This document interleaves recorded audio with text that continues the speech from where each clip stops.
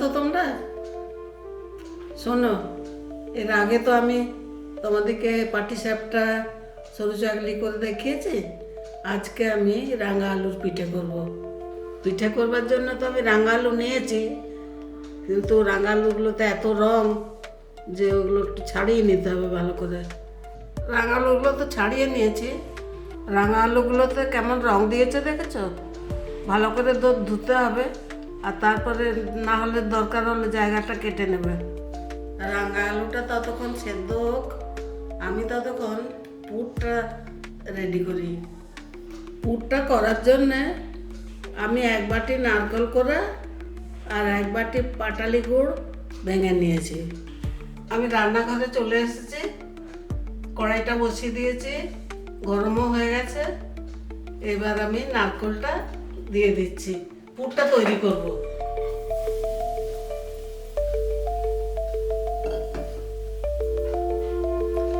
গুড়টাও দিয়ে দিচ্ছি।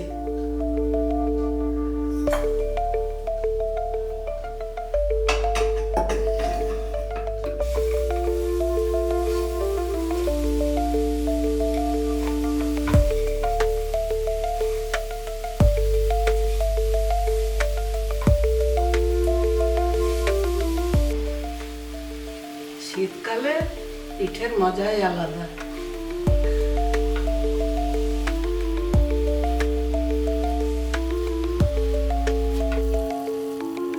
এটা নাড়ুর মতো এত টাইট করতে হবে না, একটু নরম নরম থাকলে চলবে।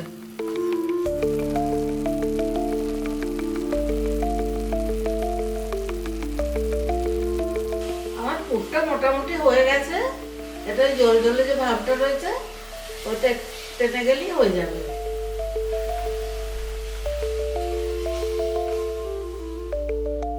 পুরটা আমার রেডি হয়ে গেছে।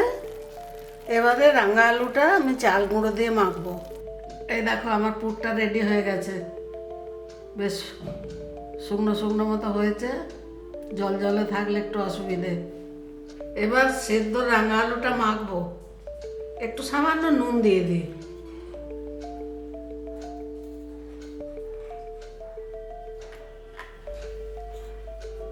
একটু চাল গুঁড়ো দিয়ে মাখবো। আগে এটা চটকে নিই। এবার একটু চাল গুঁড়ো দিই। আলুটা একটু গরম থাকতে থাকতে মাখলে পরে ভালো হয়, চিটটা ভালো হয়।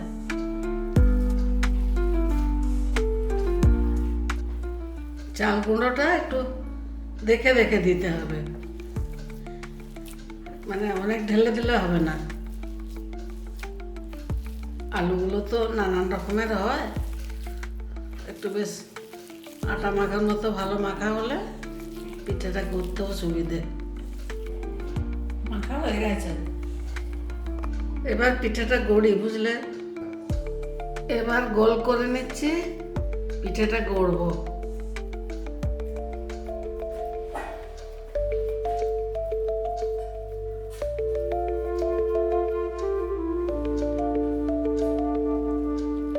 পিঠে গড়তে খুব ভালো লাগে, সবাই মিলে একসঙ্গে, অনেকটা জায়গাও লাগে।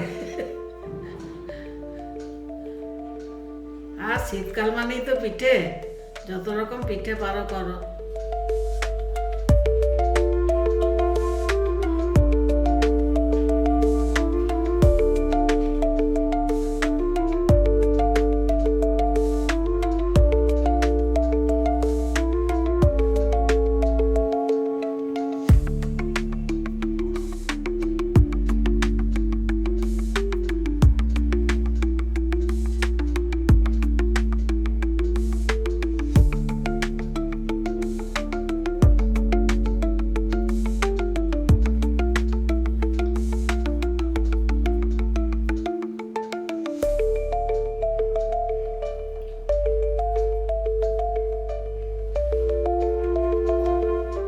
এইভাবে আমি সব পিঠেগুলো গড়ে নিই।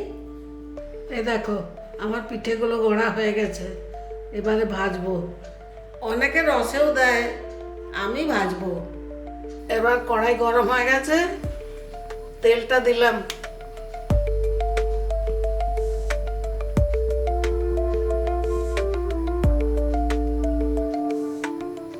গরম হয়ে গেছে, এবারে আমি ভাজার জন্য পিঠেগুলো ছাড়বো।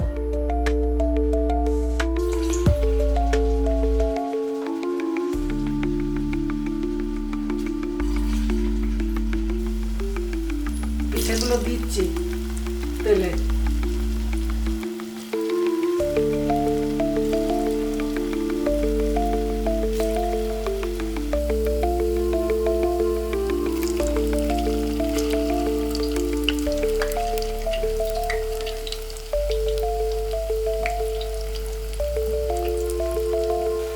কম আছে, ধীরে ধীরে ভাজতে হবে, তাহলে খাস্তা হবে।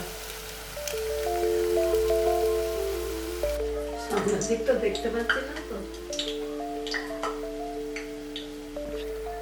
আমার ভাজা হয়ে গেছে, এগুলো তুলে নিয়ে ভাজা একটা একটা করে।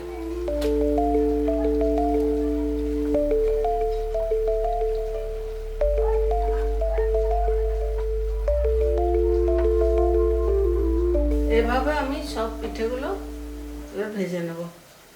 আমার তো রাঙা আলুর ভাজা পিঠে হয়ে গেল।